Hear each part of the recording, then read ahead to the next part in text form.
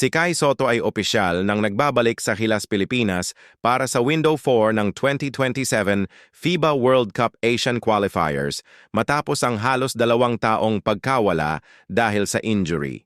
Ang kanyang pagbabalik ay kritikal dahil makakaharap ng Gilas ang Jordan, Agosto 28, at Iran, Agosto 30, sa Mall of Asia Arena kung saan kailangan nilang manalo upang manatiling buhay ang tsansa sa World Cup.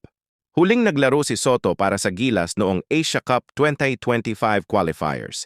Na-injure siya, ACL tear, noong Enero 2025 sa Japan B-League at nakaligtaang sumali sa 13 FIBA-sanctioned games. Sa kanyang huling stint, nag-average siya ng 15.5 puntos, 12.5 rebounds, at 2.3 blocks kada laro.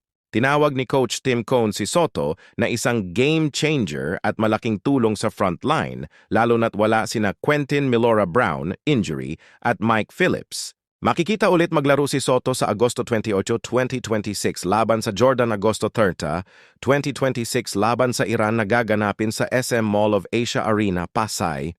Bagamat nasa optimum form na siya, galing pa rin sa major ACL injury kaya mahalaga ang tamang minute management. Wala ang ilang key big men, kaya mas mabigat ang responsibilidad ni Sotto sa depensa at rebounding.